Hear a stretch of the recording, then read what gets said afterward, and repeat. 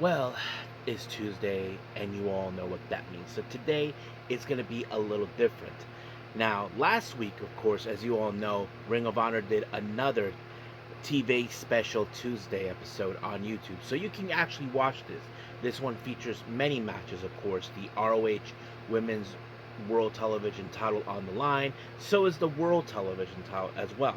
And then we move on, of course, with NXT. As you know, the battle lines for Great American Bash is now being set in place. We do have, of course, the tournament for the women's speed title taking place. So the real question is, who would be making it to face, of course, Ren Sinclair, which is going to be very interesting. But the main event features a very interesting tag team match. As you know, Zarya is the new NXT Women's North American Champion, and she teams up, of course, against Kalani Jordan. But their opponents are none other than they will be facing each other at the Great American Bash, of course. Lola Vice, our current NXT Women's Champion, and her opponent, Kendra Gray. So this is going to be a very interesting match. And then, of course, as always, we wrap up our episode, as usual, with some news updates to give you guys updates on what's been happening in the world of wrestling, such as what events the promotions are throwing out, who's booked, what matches are set, including developments that are happening in the world of wrestling as we speak. So, let's get ready for another episode of the Deleted Wrestle Zone.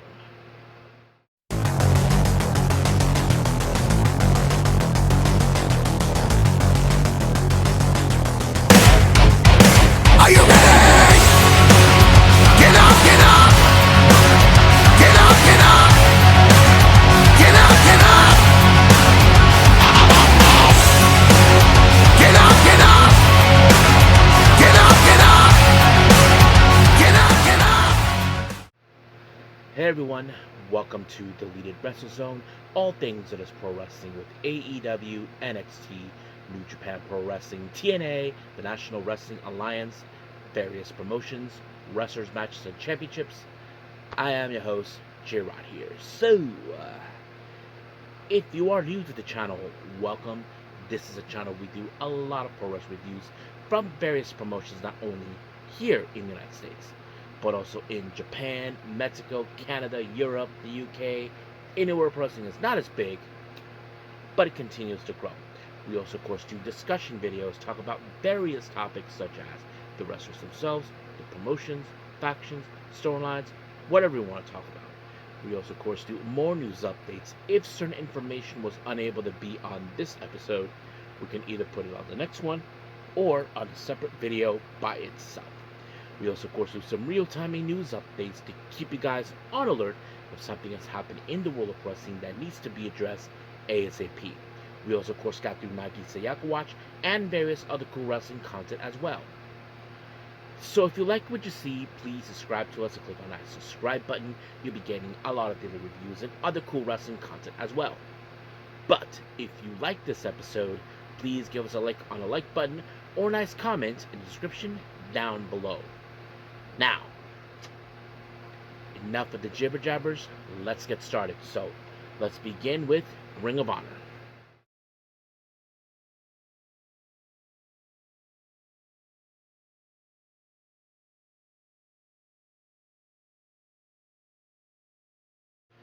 Okay, so welcome, of course, to Ring of Honor. So as you know, I mentioned earlier, we have the TV special Tuesday episode on YouTube. So if you guys haven't seen it, go ahead and watch it. Now, we opened up with the ROH Women's World Television title.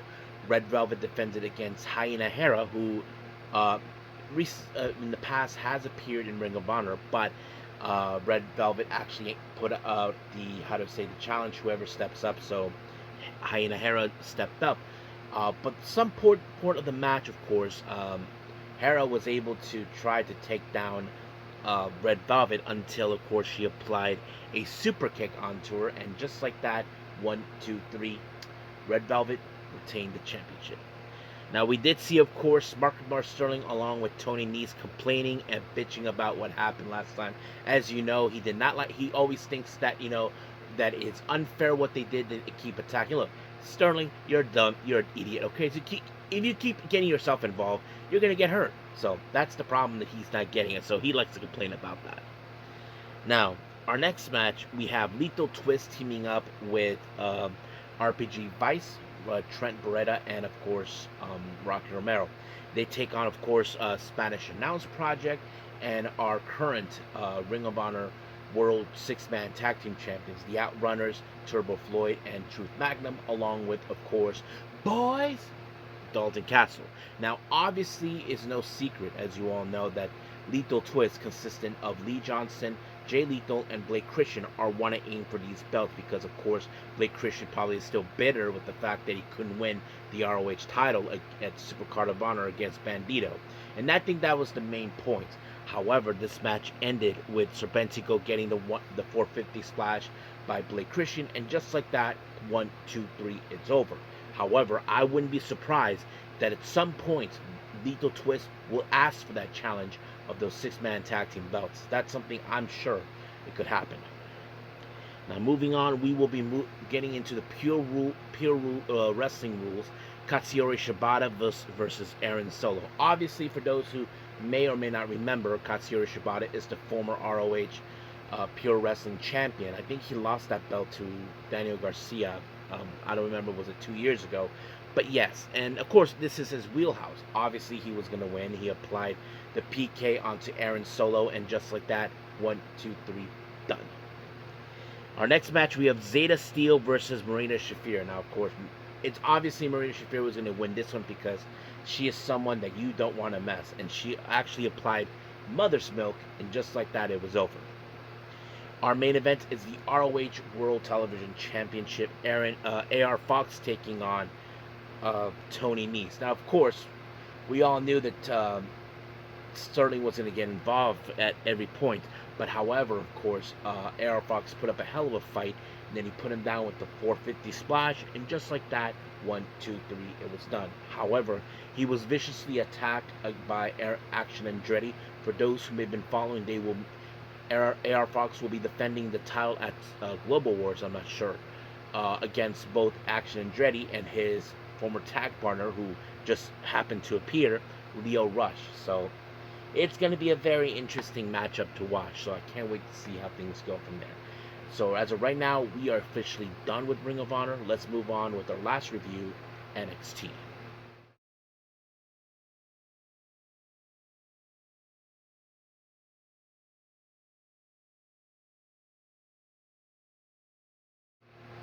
Alright, NXT. We opened up with our brand new NXT Women's North American Champion, Zarya, of course, putting out a promo about the struggles she went through, the people that kind of, let's just say, she claims that used her name just to lift themselves, that sort of thing.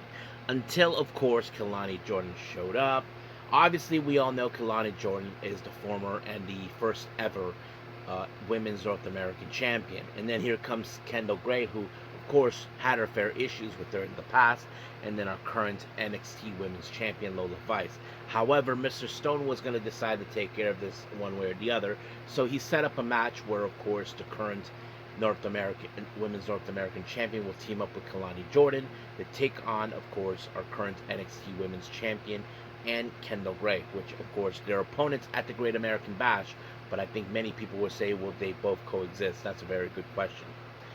Now, our next match is a #1 contendership for the NXT North American title. We have Tavion Heights versus Jackson Drake. As you know, the Vanity Project has been making headway since their arrival, not to mention 2 of its members, Brad Baylor and Ricky Smokes, are the current NXT Tag Team Champions. But however, now they're aiming for Miles Bourne's North American Championship, which is something he wants. And of course, Tavion Heights doesn't mind being, since they were former tag partners and part of the same group, he probably will love to handle it. However, of course, when it comes to Jackson Drake, you know the Vanity Project are not that far behind. And of course, they tried to get involved in this match at some point, but Miles Bourne, for whatever reason, he made the choice to help him out. And that gave, of course, Tavion Heights to apply the belly-to-belly suplex on Drake, and just like that, 1, 2, 3, it was over. However, in the post-match, Miles Bourne raised his hand as the victor, but of course Tavion Heights said, I didn't need your help. But of course, Miles Bourne looked at him, look, you were outnumbered. And besides, I'm sure Miles Bourne is not afraid to challenge Tavion Heights. but we'll see how things go from there. Now, Mr. Stone, as you know, was in the office talking to Rourke. This other guy, I don't know who he is, and of course Tank and Tank, until they were rudely interrupted by Birthright, because they don't appreciate this other guy who's not supposed to be there, and that sort of thing. So, as you probably can guess, these guys can't stand the Birthright. Now, our next match is one of the two matches involved in the women's speed tournament. We have Thea Hale and Izzy Dame. Now, of course, this match was set up by Mr. Stone by request by Ren Sinclair to find an opponent, and of course, Izzy Dame, as you know, was added into this whole thing by Shawn Spears as a way to get her on top, but also get the Culling on top, and that's exactly what it done. And now, obviously, it's not the first time that Thea Hale and Izzy Dame have faced off each other, but it was Izzy with a knee strike that took Thea Hale out, and just like that, 1, 2, 3, she's in the semifinals. And we'll find out who, in fact, will be her opponent. Now, Ren QQ, of course, Ren Sinclair and Kendall Gray, of course, talking about their upcoming title defenses that they do. And of course, Kendall Gray, who is the #1 contender for the NXT Women's Championship, and as for Ren Sinclair, will defending the Speed title, so she is fully aware. But of course, Ren Sinclair is still a bit hesitant by being her corner, knowing too well that she has a title defense, and not to mention she's afraid to ruin Ren Sinclair's chances in winning. But we'll see how things. But of course, Lola Vice told her the good luck, because she knows the type of women she had dealt with. Now, Tony D'Angelo, as you know, had a sit down with Naruku. Now Tony D'Angelo did something, and I think many people might have missed it. Tony D'Angelo did his research and told him that you were a champion before, but you didn't do it alone. You had people that helped you out. And of course, everybody knows where he's talking about the House of Torture. And he doesn't believe this facade of who he is. And I think, but here's the thing that many of us have noticed. I don't think we ever established Naruku, was he ever evil or a good or a heel. That's the thing. A babyface or a heel, we haven't established that. And I think that kind of puts it out there. I don't know if people noticed it. But I think some people might have noticed that maybe we will see that evil type of him that we know, but I don't know. We'll see. I can't wait to see how things will go from there, but we'll find out. Now, our next match is Jada Parker versus Nattie. Now, as you know, Jada Parker shown a sign of disrespect to Nattie ever since she's been appearing. And of course, Jada Parker, as you probably can guess. Now, Nattie is not denying that she is a strong wrestler, but she is questioning her mental, emotional side, basically saying that you're soft. And that's the kind of thing that she was questioning. But Jada Parker wants to prove her wrong. And man, these ladies took it to the max. And they went out on each other until, of course, Nattie applied the sharpshooter. And just like that, Jada Parker tapped out. Now, Mr. Stone was in the office, of course, doing something until he was interrupted by, of course, tall and scary Mr. Keanu Carver, who, as you know, he is aiming for the NXT Championship. But Stone tried to tell him that, hey, this had already been set up. And then EK Prosper showed up because he told him that he wants him to be his opponent, to give him a bit of a warm-up for him until he's ready for that title opportunity. But Carver was not ready for that. But, of course, EK Prosper was not going to be ignored. But Keanu Carver's like saying, hey, it's your funeral, that sort of thing. Now, in the back, we did see, of course, Mason Rourke and Lizzie Rain. As you probably guys know, they are both British, and they are really good people, until they were interrupted, of course, by Tristan Angels, who's saying that he is the face of NXT because he thinks by attacking Shallow automatically that makes him Mr. NXT. But Aaron Rourke, he doesn't see it that way. So basically like that. And of course, Mason Rourke told him, on behalf of both of us, can you please kick his ass? And of course, Aaron Rourke said, consider it my pleasure. So that sort of thing. Now, our next match is the other match of the women's speed title. We have Ariana Grace of Birthright taking on Layla Diggs. And I thought this match was pretty good. But of course, the Birthright was going to be there helping her out. But Layla Diggs wiped them both out with the suplex until Ariana Grace faked that she was knocked down, applying in cradle, and just like that, 1, 2, 3, Ariana Grace won. That means she'll be facing Izzy Day. But the real question is, which one of them is going to make it through? But we'll see what happens.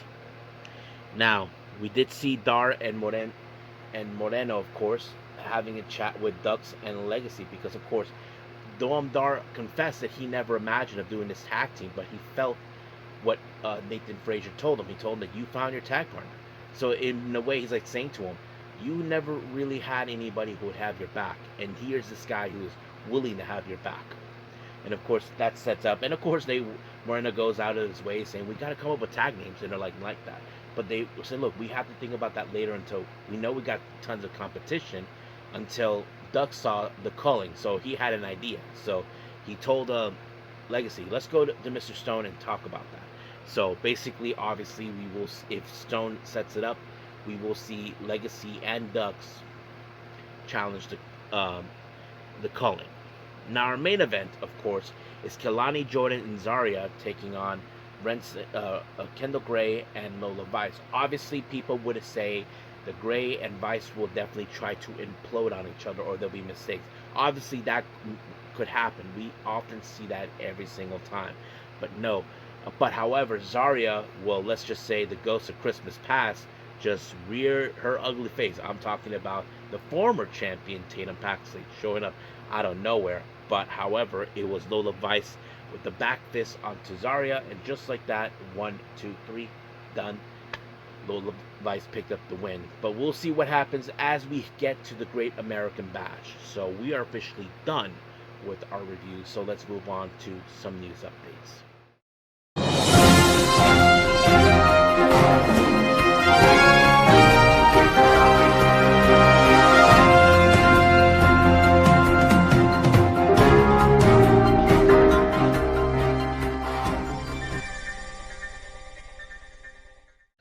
Okay, so welcome to our news update. So let's begin with upcoming events, starting with GCW, of course.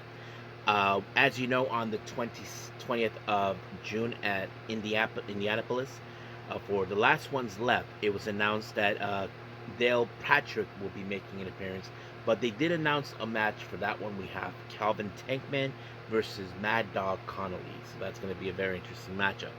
Then we have, of course, their Phoenix event on the 28th of June, The Life of Crime. They announced Joey Janela versus Anakin Murphy. Then, as you know, we have the You Only Die Once, which is their Hartford, Connecticut event on July 11th. It's announced Marcus Mathers will be facing off against Dustin Waller. Now, of course, it was announced that, once again, GCW will be returning to Atlantic City for Homecoming for another 2-day event on August 15 and August 16. So if any of my subscribers are from Atlantic City, we'll get your tickets now. Now, we do have some updates from the promotion known as Produce. As you know, we have the Volume 1, the Octopus, which takes place on the 29th of this month. They did announce a very interesting 10-man tag team match. On one side, we have Lee Moriarty, Marco Stunt, Marcus Mathers, Teriyaki, and Jay Lucas. They take on Joey Janela, Gringo Loco, Cole Radrick, Matt Mako, and Bam Sullivan. Now, we do have, of course, Volume 2, which is, Volume 3, Azúcar, which is going to take place on the 3rd of August, Místico versus Rocky Romero. Now, on to other upcoming events from other promotions. We have House of Glorious for Infernal on the 19th of this in Chicago. We have Sweet Cheeks taking on Joe Alonso. Then we have the collaboration with Spark, Joshi Puroresu of America, and Pro Wrestling Magic on the 17th of July. They announced Azuki will be participating in this event. And then finally, we have RevPro with the Road to Wembley, which is happening on the 29th. I wouldn't be surprised if this is coinciding to the All-In event. They just announced one of the best technical wrestlers in the world, Zack Sabre Jr., will be participating. Now, on to some developments. We want to give congratulations to the Aerial Assassin and his brand new wife, of course, Alex Windsor. As you all know, they just recently got married, so congratulations, guys. I hope you guys are having fun where you're at. Moving on. It was announced that Tasha Steelz has re-signed with TNA once again. I know there's been talks about things going on in TNA, and this is one of them. However, in relation to TNA, it was announced that Tessa Blanchard has requested her release from TNA. Now, this is what's interesting. Many of you may not know this or not. I reported this. It's TNA were not happy with Tessa Blanchard working with CML, and there seems that they want to pressure her to work or to stop working with it. I'm not sure if there's a sort of like a necessary deal that TNA are having with AAA. As you know, TNA are in a partnership with WWE, and WWE has AAA. I don't know if there's any relations to that. That is something I don't know, but I wouldn't be surprised. So in the end, Tessa Blanchard made the choice to leave. Now, many of you know this person, Kiera Hogan. She just posted on her social media that she is now officially accepting bookings. So if anybody who wants to see her in your promotions in your particular region, please go out and have your promoter email her, which is Kiera Hogan bookings at gmail.com. So I'll repeat that again. Kiera Hogan bookings at gmail.com. So basically you have to let them know if you want to see her there. Now, as you probably may have heard, MLW has a partnership with New Japan Pro Wrestling. No, guys, they haven't ended their partnership with AEW, in case anybody asks. No official statement has been made about that. But I know that MLW does have a bit of a strategic partnership with Stardom. So we haven't heard anything about if they're ending it with AEW or anything. But yes, that's pretty much what I do know. Now, on to this thing about the partnership between MLW and New Japan. And of course, it says the last 3 years, MLW alliance with New Japan Pro Wrestling have been incredibly positive for our wrestlers and our fans, both organizations. MLW founder and CEO Cord Bauer, bringing MLW Fusion to New Japan World builds on momentum to give fans more class wrestling and exceptional platform. MLW Fusion continues to be free to air free Saturday at 6:05 p.m. Eastern YouTube and 6 p.m. Eastern on Buy-In Sports in the U.S. The debut episode of New Japan World arrives on June 22nd. So basically, MLW will be on the New Japan World. So basically, as you know, AEW will no longer be part of that. It's still unclear what was the main reason for that too. I mean, I don't know. I was assuming that TV Sai had anything to do with that, but we'll see. Now, many of you know Smone Johnson, or as Ava back in NXT. Many of you who know who Smone Johnson is, her father is, of course, the great one, of course, Rocky, or as Dwayne Johnson, as we know him. Of course, she was asked about what led to her leaving WWE, and this is what she posted out on the downside. There wasn't one particular thing, unfortunately. It was like a lot of things, and some things that had been on my mind for a while. I am so grateful by my time at WWE, and I wouldn't change it for the world. I got to live out the dream, but I think it was time for something new. It was time for something different, and I don't regret leaving, and I'm really happy now. So yeah, so basically she was happy for what she did, and I don't blame her. Now, Shawn Dean went on to the King of Kings and talked about spoken that he wants to see from talent that he recruits to do extra work in AEW. Now, many of you don't know this. Shawn Dean has been that guy that gets those people who some people call them jobbers. We did hear some people call them enhancers, that sort of thing. But yes, here's what he said. One of the things that I look when I'm out there scouting, are you TV ready? Are you looking at who you see at the star and how they look? I'm not saying you have to look like them, dress like them. See that you're doing what is your style, what you're about. Then apply that and put them together, and you can wrestle. I can teach. Anybody can learn how to wrestle.